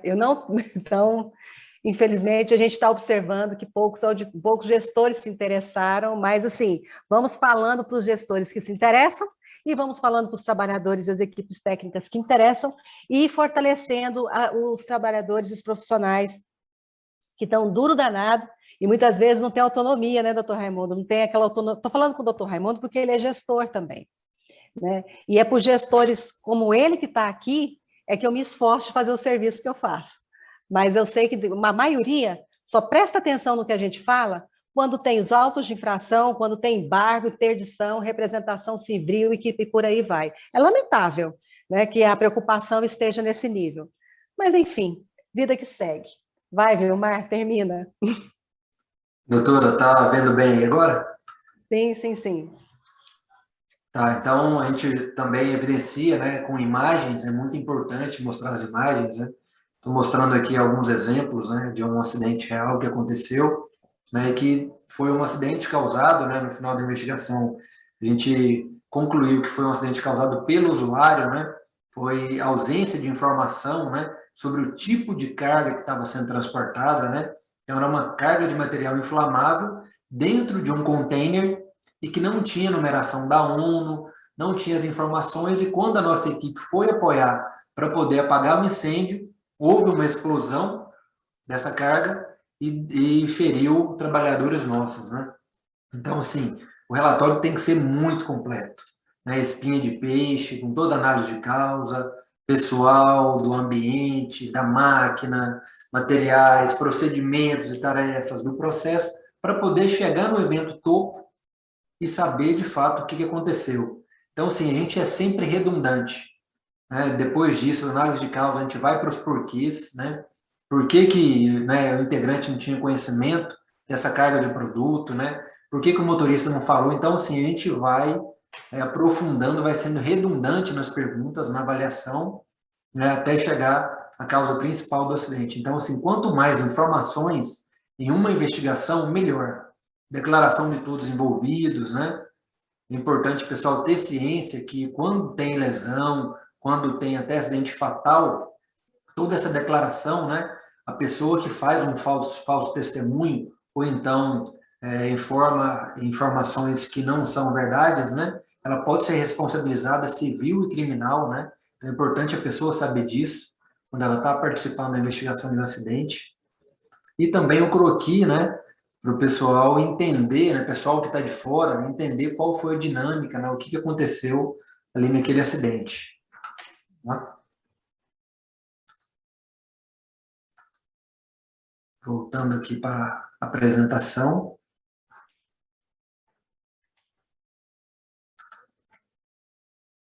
Então, a investigação, pessoal, é essencial também conscientizar os trabalhadores, né, sobre a importância da comunicação. Então, a gente vê também muita subnotificação. O pessoal prefere não falar para não se expor, não ter que prestar depoimento, esclarecimento, e se a pessoa não fizer isso, um outro colega pode vir a óbito, pode morrer devido à falta de informação, à falta de ciência que esse trabalhador não deu para a empresa poder corrigir o problema, né? Então, é obrigatório também o empregador emitir a CAT, né? Tem empregador que se exime de emissão de CAT, né? Que fala que vai aumentar o FAP dele, né? Que é o fator acidentário previdenciário, mas ele não sabe que a CAT resguarda tanto ele como empregador, como empreendedor, quanto o trabalhador. Né? Então, é muito importante que o empregador emita, sim, a CAT. Então, a CAT é prevista em lei, né? A Lei 8213, né? Artigo 22, deixa bem claro lá. Eu fiz até questão aqui de evidenciar que é obrigatório que a CAT seja emitida até o primeiro dia útil seguinte da ocorrência. Porque tem profissionais, até mesmo da área de saúde e segurança, que não sabem esse tempo. Ah, mas eu abro a CAT quando? Então, você abre até o primeiro dia útil seguinte da ocorrência. Tá? Isso está previsto aí na lei. E a NR 32 também versa sobre a emissão da CAT. Tá? Então, nós temos duas legislações aí que versam sobre a obrigatoriedade de emissão da CAT. Então, né, a gente verifica que tem muitos trabalhadores aí que subnotificam e que, devido a essa falta de comunicação, né, acaba causando também acidente em outros colegas, principalmente na área da saúde, né? Ah, foi só um furinho, mas esse furinho pode causar um dano terrível, pode passar um HIV, pode passar uma hepatite C, então pode passar doenças terríveis e que poderiam ser evitadas quando ele fala que teve aquele acidente para poder investigar e tratar o problema. Bom, pessoal, espero ter contribuído aí, agradeço muito a atenção de vocês. Vou deixar o meu contato aí, meu e-mail pessoal, tá? Qualquer dúvida, qualquer apoio que precisar, não hesitem em me mandar qualquer tipo de dúvida ou e-mail aí, para a gente poder trocar uma ideia, contribuir, tá bom? Muito obrigado, gente. Vilmar, muito obrigada. Para informarmos o seguinte, tanto o e-mail do Daniel quanto do Vilmar estão disponíveis. Pode tirar essa tela, fazendo favor, o Vilmar, descompartilhar, por favor. Aí. Bom, falamos de questões tão importantes, foi corrido, foi por cima mesmo, porque realmente são várias questões para serem abordadas, mas a gente, à medida que nós fomos avançando, a gente vai entrando cada vez mais em processos. Hoje passamos a ideia muito importante de que o trabalho dos motoristas, o trabalho dos profissionais de saúde é trabalho da assistência, né? E não é nem complementar, é típico. Ou seja, e todos os POPs, você tem que adaptá-los mesmo, prepará-los para esse outro ambiente de trabalho e fazer essa extensão. Agora, esse é um assunto tão desafiador, e eu vou chamar uma pessoa aqui agora, que tem uma história conosco também da inspeção do trabalho no Brasil, com a Auditoria Fiscal do Trabalho. Ele também é uma pessoa que luta bastante, né, para a redução dos acidentes do trânsito no Brasil. Ele tem uma história, né, de luta pela redução dos acidentes de trânsito no Brasil. E ele tem uma história particular, uma história específica também com relação à melhoria da legislação, né, que envolve esse ambiente de trabalho, né, que são as unidades móveis. É uma pessoa muito experiente, tem muito conhecimento, muita doação de conhecimento, né, para melhoria das condições viárias, né, dos trabalhadores e dos usuários do sistema. É uma honra muito grande ter você com a gente, Garonce, muito grande.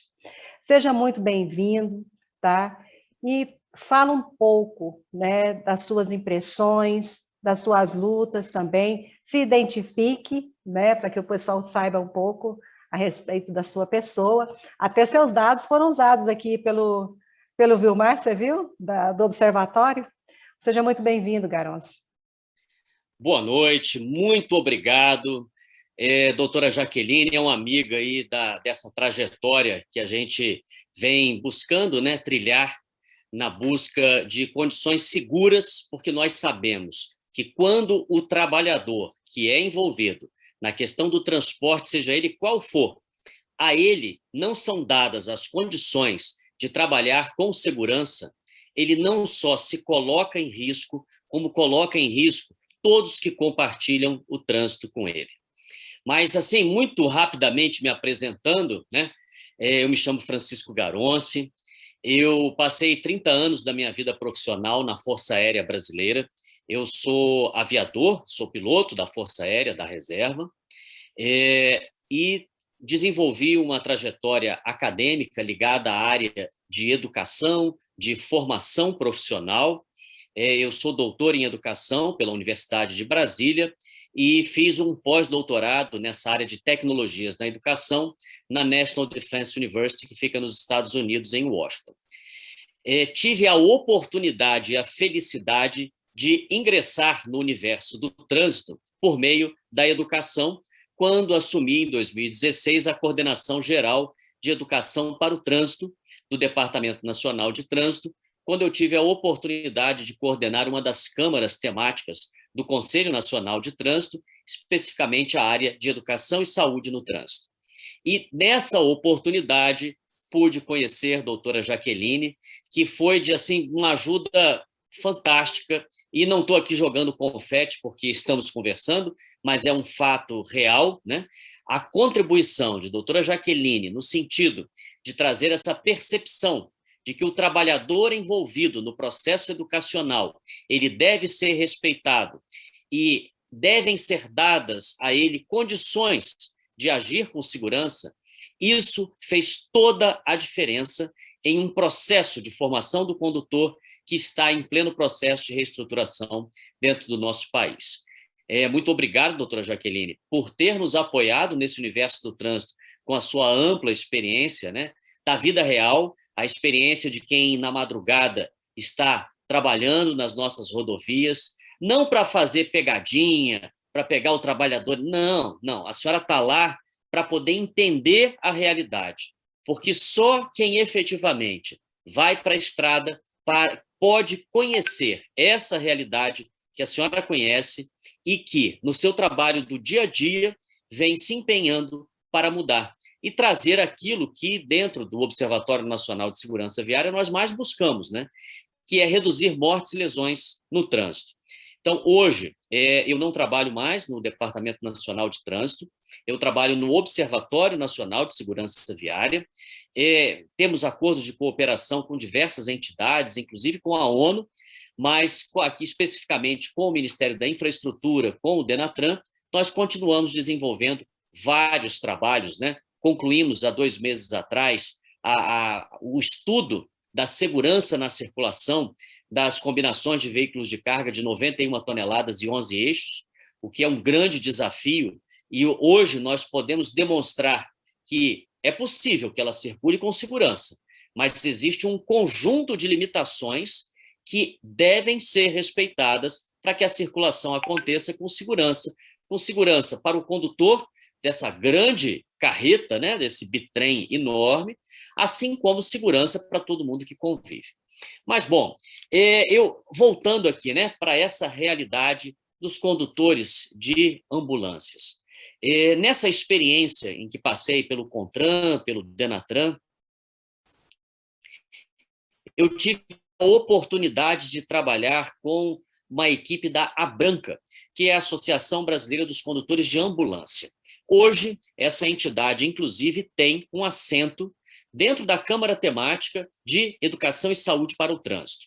Esta associação me fez conhecer um pouco mais dessa realidade e eu sempre busquei, né, pegar a experiência que eu tenho do universo da aviação e tentar, aos poucos, trazer isso para o universo do transporte rodoviário, de cargas de passageiros, para, inclusive, essa realidade do transporte de enfermos. Na aviação, nós sabemos que quando uma aeronave é envolvida no transporte de enfermos, e nos 30 anos de Força Aérea eu tive inúmeras oportunidades de transportar enfermos, e muitas das vezes a situação é emergencial. A gente está com um helicóptero na Amazônia, dentro de apoiando uma comunidade indígena, sempre levando as equipes da Fundação Nacional de Saúde, e muitas das vezes a gente se depara com uma situação de uma mulher indígena em trabalho de parto, e as equipes que vão, né, nem sempre há todos os especialistas, identificam que aquela mulher precisa ser transportada. Então, assim, a aeronave às vezes nem está preparada para o transporte aeromédico, que é o termo correto do transporte de enfermos. Ela tem uma série de exigências para isso, e muitas das vezes o transporte é feito para atender, é uma questão humanitária. Agora, depois de atendida a emergência, nós sempre temos o ímpeto de vamos salvar a vida dessa pessoa, vamos apoiar, mas assim, nenhum dos cuidados anteriores são tomados, né? A gente não sabe se aquela pessoa, além de ter aquela situação, tinha outras complicações. Então, todo o transporte aeromédico ele é seguido de um processo de desinfecção da aeronave. E este processo ele é demorado, né?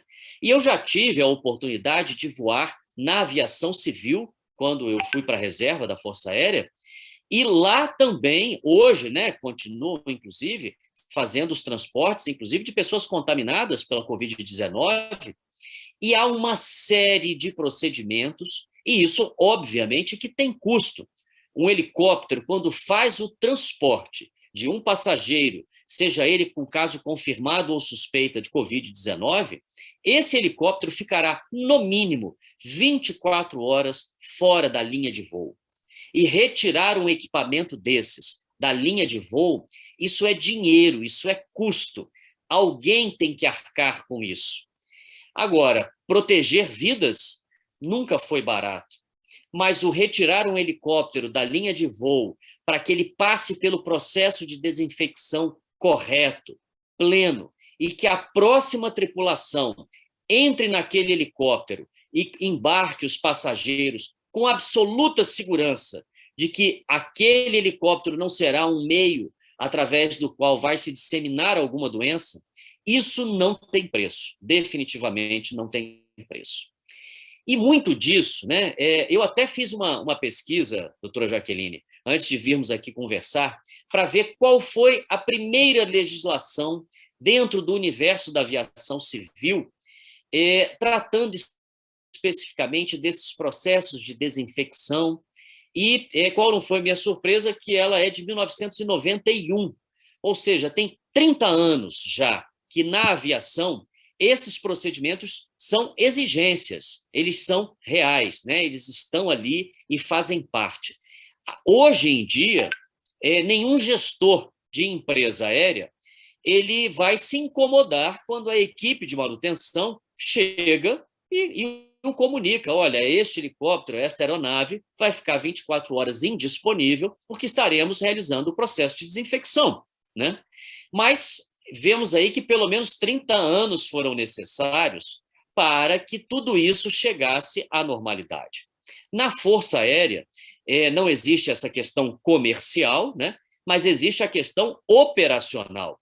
Nós temos as operações a serem realizadas, os apoios, as demandas, né? E essas demandas, muitas das vezes, do mais alto nível, e temos que entender que dentro da aviação, isso é uma realidade. Não se realiza um procedimento quando você não tem absoluta certeza e segurança de que ele está fornecendo aquela garantia para todos os envolvidos. Sejam os trabalhadores daquele universo, comandante, copiloto, mecânico de voo, o comissário de bordo, para esses que estão ali trabalhando, como para aqueles que estão sendo transportados ali, para os passageiros.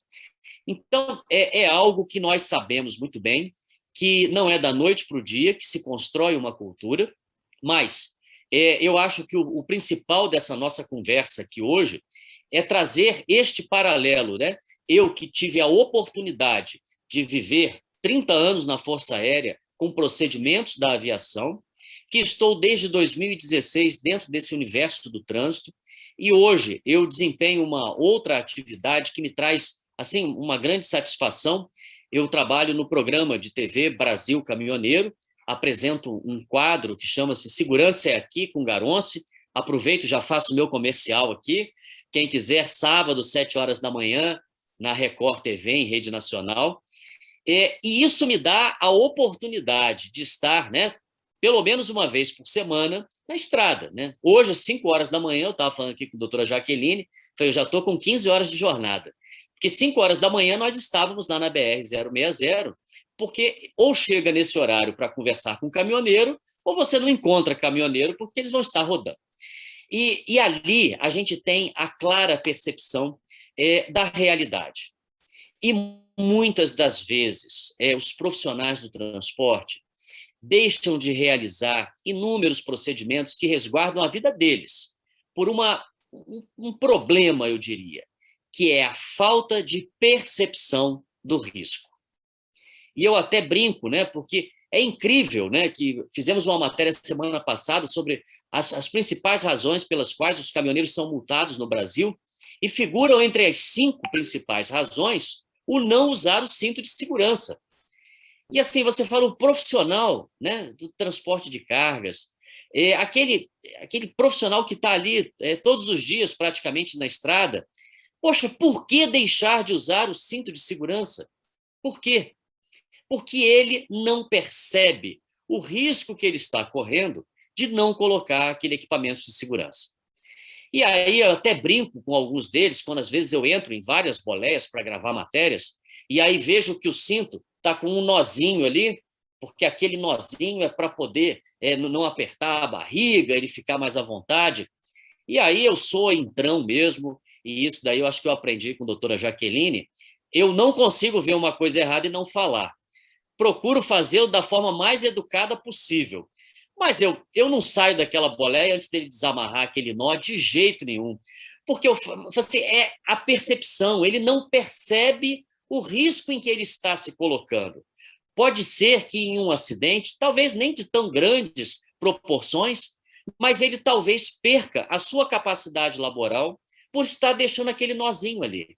Porque existe toda uma engenharia para que aquele cinto de segurança funcione. A hora que ele dá o nozinho para ficar mais confortável na barriga, ele está jogando no lixo anos de pesquisa e estudos. E aí, eu até brinco com eles, eu falo, olha, se caísse aqui na sua boleia uma jararaca, né? E ela tivesse enrodilhada ali no canto, você viajava sossegado? E ninguém é maluco. Ah, Deus me livre, não. Tem gente que só de falar um negócio desse, o cara arrepia, recolhe a perna, só de pensar uma cobra dentro da boleia. Falei, pois é, rapaz, mas se essa cobra estiver no canto de lá e você no canto de cá, talvez você viaje horas e horas, porque a cobra não vai vir te atacar, ela vai ficar lá no cantinho dela. E o risco que ela te traz é muito menor do que esse nozinho no cinto de segurança. E tudo isso devido a uma falta de percepção do risco. E um dos grandes trabalhos que a gente tem lá no observatório é justamente esse, fazer com que as pessoas percebam os riscos reais. E quando a gente vê imagens, como vimos agora há pouco, né, de uma ambulância em que simplesmente jogam uma água, jogam um detergente, um desinfetante forte, com cheiro de eucalipto, e acha que aquilo está bom. Quando, na realidade, você está se colocando em risco inúmeras outras pessoas. E, olha, doutora Jaqueline, eu arriscaria aqui dizer que a grande maioria dos que fazem isso acham que não estão fazendo mal algum. Poxa, eu estou deixando aqui limpinho. Ah, tem que botar aquele produto lá que diz, mas aquilo é muito caro, aquilo é muito difícil. Não. Vamos, olha, eu deixo limpinho e cheiroso e sai com a sensação de que está fazendo o melhor. Simplesmente porque não tem esta percepção do risco em que vai colocar as pessoas. Então, eu não quero cansá-los, né, nesse final de noite aqui. Quando começo a falar, me empolgo, mas essa questão da segurança viária, a gente precisa realmente convencer as pessoas a mudarem de atitude. E isto só acontece quando efetivamente elas percebem os riscos reais de atitudes que não são seguras. Esse não é um trabalho fácil, definitivamente não é. É importante que gestores estejam cientes da sua responsabilidade, não apenas com a preocupação do dia que a doutora Jaqueline vai bater a sua porta, né, e vai identificar os erros e, como papel dela profissional, terá que autuar, terá que notificar, terá que exigir a correção, mas simplesmente porque fazer o certo, ele é tranquilizador, porque a gente sabe que, de uma forma muito clara, você vai estar protegendo a vida de muitas pessoas, inclusive a sua. E, principalmente, você vai estar colaborando para essa mudança de atitude. Se o gestor que está à frente do processo, ele não for o exemplo do certo, muito dificilmente quem está lá na ponta do sistema vai efetivamente ter essas atitudes de segurança. Não vou cansá-los, até porque essa semana eu tomei conhecimento de um estudo feito por uma brasileira, professora Ana Carolina Queiroz, lá na Universidade de Stanford, nos Estados Unidos, e ela fez uma pesquisa lá de Stanford, aqui no Brasil, uma ferramenta igual a essa que a gente está usando, o Zoom, e ela identificou, criou uma escala, né, categorias de estresse que as pessoas têm ao atuar nesse ambiente de relação presencial conectada.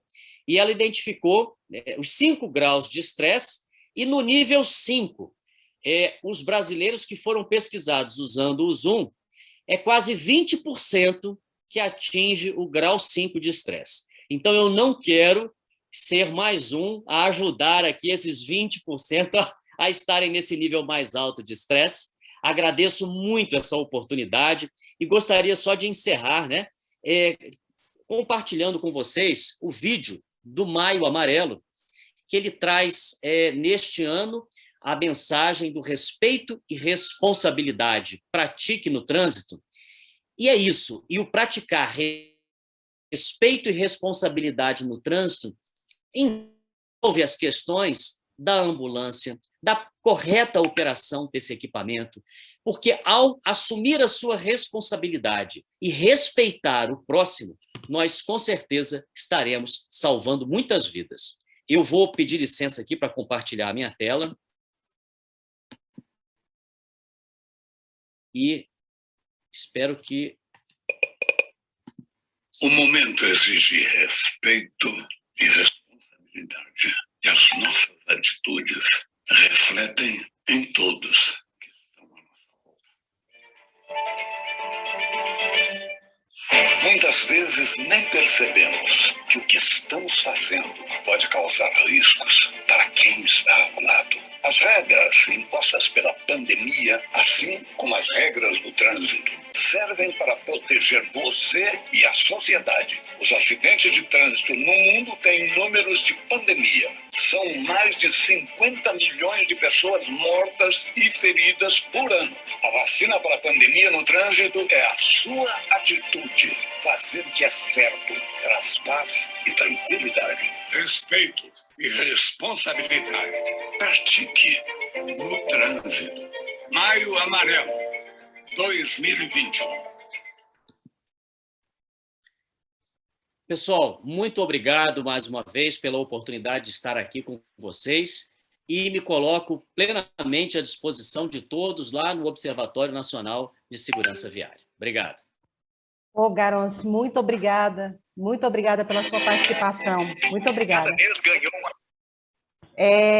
Você tocou em pontos importantes, eu até acertei com o Garonce a apresentação em junho, onde ele falará com mais profundidade essa questão da comparação, né? Eu acho que é muito importante, sabe, Zilá, Adriana, doutor Raimundo, porque não faz diferença, são transportes de pacientes e trazer modelos, que, igual o Garonce acabou de passar, né? São mais de 30 anos de desenvolvimento, mas precisa começar, né? Então, e você ter esses modelos, apresentar como isso é feito, entregar para os gestores, né, para que eles comecem, né, e os especialistas também, ter modelos para os especialistas, para que eles já possam também, trabalhando em cima desses modelos, a gente consegue, vamos dizer assim, cortar caminho, vamos dizer assim, porque tudo isso faz parte também de uma política de gestão. Essa mudança de segurança, ela passa para as decisões dos gestores e passa pela decisão dos trabalhadores e passa pela adesão da sociedade, né, Garonce? O trânsito envolve todas essas questões. Eu agradeço imensamente a parte que você falou sobre a percepção, e aí eu vou só fazer um destaque. É por isso que eu fico insistindo, tem que colocar os especialistas para conversar com todos, que vai desde a equipe dos contratos, entendeu? Até mesmo depois da execução dos serviços que estão sendo contratados. Então, se o trabalhador não tem essa percepção, compete às equipes técnicas multidisciplinares ensinar. ensinar. Para que eles troquem de roupa, tomem o banho, paramentem e desparamentem, façam uso correto dos equipamentos, saibam identificar os riscos, e para que tudo isso faça sentido na vida dele, para que ele realmente tenha essa adesão no processo de trabalho dele.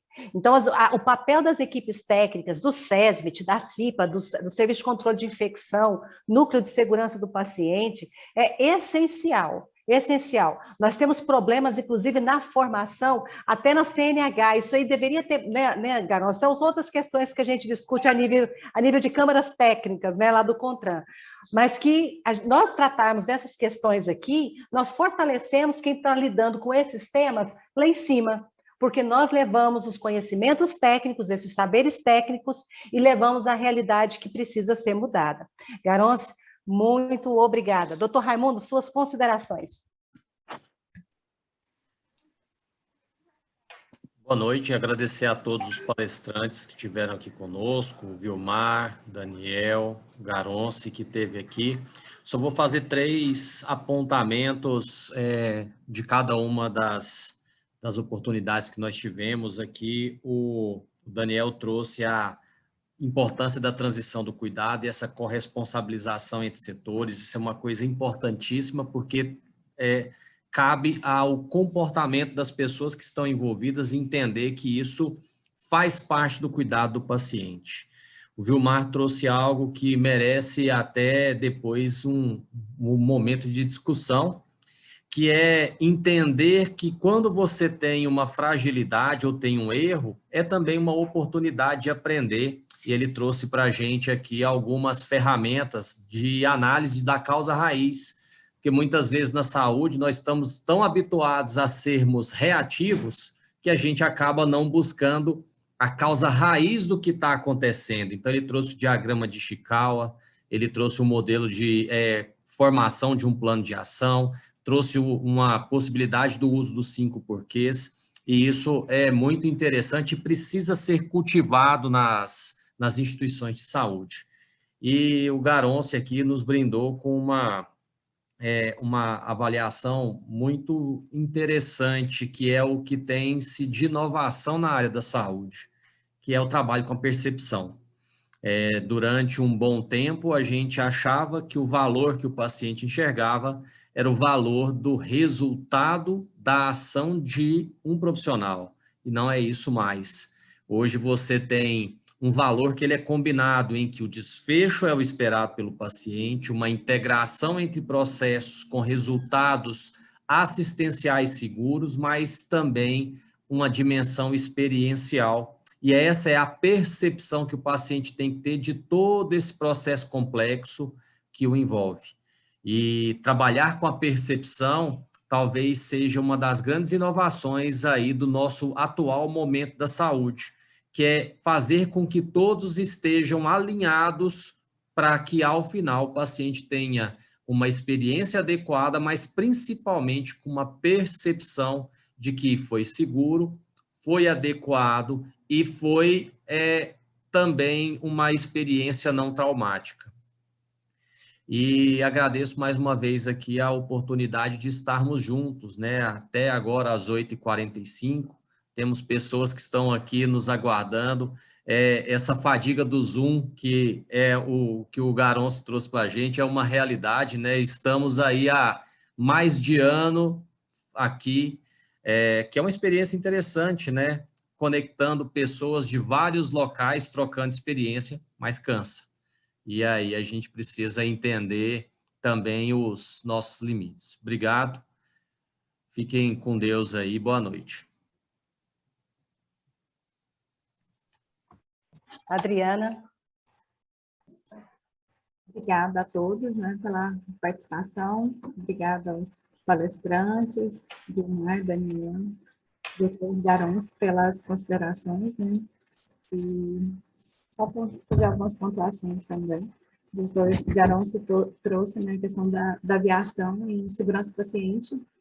Nós utilizamos muito a aviação como exemplo, como modelo, né, a ser seguido. Né? Essa questão da percepção dos riscos, tem vários estudos, né, que mostram, né, a diferença entre os profissionais da aviação e os profissionais da saúde, quanto a essa percepção dos riscos, né? O quanto os profissionais da saúde ainda ignoram, né, a questão do cansaço, do estresse, ou mesmo informações, né, quando dada por profissionais, ou quando são muito jovens, ou então quando são muito velhos, né?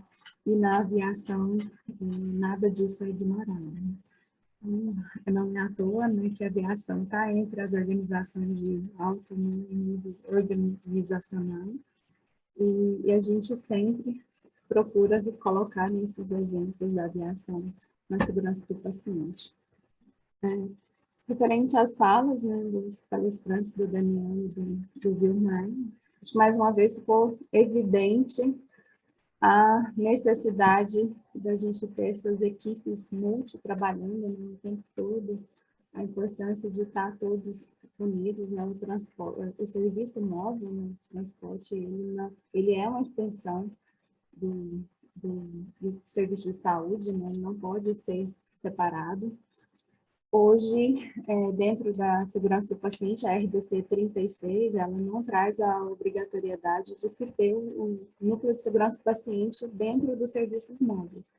Embora a gente já tenha aqui em Goiás alguns serviços móveis com interesse em implantar, e na fala do Vilmar ficou bem evidente mesmo assim, o trabalho, né, da segurança do paciente, o uso aqui das ferramentas da qualidade, né? Essa questão da gente ser, que até o Dr. Raimundo pontuou, né? Nós temos que ser proativos e geralmente nós somos só reativos, né? A gente sempre trata só o erro, o dano, né? Nós não evitamos ele. Então, em segurança do paciente, a gente procura sempre estar trabalhando isso, e a gente fala o tempo todo de ser proativo, né? Então, de identificar, fazer esses processos de trabalho, né? Conseguir identificar esses erros e implantar essas barreiras, né? Então, são várias essas barreiras, essas ferramentas da qualidade, e você conseguir identificar esses eventos adversos, né? Você aprender com o erro. Eu acredito que se realmente a gente conseguir implantar, ou então essas equipes multi estarem ali dentro, né, do serviço móvel, com certeza a gente vai melhorar bastante essa parte aqui do serviço, né, de ser proativos, que a gente precisa ser. E é isso. Muito obrigada a todos. Obrigada, Jaqueline, Zilar, Dr. Raimundo. Zilar. Eu gostaria também de parabenizar todos os nossos expositores. A exposição de um complementou o outro, sempre baseado no foco da segurança. Se a gente vai garantir a segurança para o trabalhador, nós vamos garantir a segurança também para a população que está ali e também para o paciente, consequentemente. E assim, quando todos os protocolos de segurança, eles são necessários serem implementados também, implementados nesses serviços móveis, e as leis também, um monte de legislação que nós temos, NRs, resoluções na diretoria colegiada, que traz esse compromisso com a segurança e com a qualidade. Nós precisamos, com certeza, avançar muito a parte móvel terrestre, chegando o que a aviação já tem conquistado, mas com certeza isso também vai ser, nós precisamos aprender essas experiências da aviação que seguem protocolos bem definidos, né, que são procedimentos altamente definidos, que se a etapa A se a etapa A tiver algum problema, não passa para a etapa B. Ainda mais que na aviação, acontece que a vida do próprio comandante está em risco. Se a aeronave cair, ele está junto também. Então, esses protocolos têm que ser bem seguros, e a gente precisa trazer isso para a parte também terrestre, porque pode acontecer os acidentes, né? Podem ser fatais, podem ser, ou então, graves, com alguma sequela, e isso é muito importante. Daí a preocupação de todos os órgãos fiscalizadores, de estar cobrando essas normatizações, cobrando esse segmento. E quando a gente tem os nossos gestores, precisam entender que mesmo sendo terceirizado, isso é só reforçando o que a gente está falando, ele tem uma corresponsabilidade. Então, eu não posso deixar o terceirizado, é a culpa do outro, jamais. É a responsabilidade do outro, jamais. Isso a gente responde solidariamente, não é? Então, precisa ter esse respeito, esse compromisso de poder fazer o certo, porque nós estamos querendo fazer o certo, isso é a intenção e a ideia de todo mundo. Então, assim, parabéns a todos os expositores, e muito obrigada também, doutora Adriana, doutor Raimundo, doutora Jaqueline, o nosso querido técnico da TI também, que nos dá esse apoio aqui na live e tudo mais, e vocês todos que estão conosco aqui, mais uma live, não é? Que com certeza foi uma noite muito agradável, de muito conhecimento. Obrigada. Então, boa noite a todos. Aí eu vou me despedindo, repetindo o lema do Maio Amarelo: respeito, né, Garonce? Respeito e responsabilidade. É só isso que a gente pede. É só disso que nós estamos tratando aqui. Respeito e responsabilidade. Até semana que vem. Cuidem-se. Boa noite a todos. Boa noite. Obrigada à equipe da TI, HGG e DETEC, obrigada ao SINAIT, obrigada a todos os hospitais, né, a vocês trabalhadores que estão aqui até agora, né, muito obrigada a todos.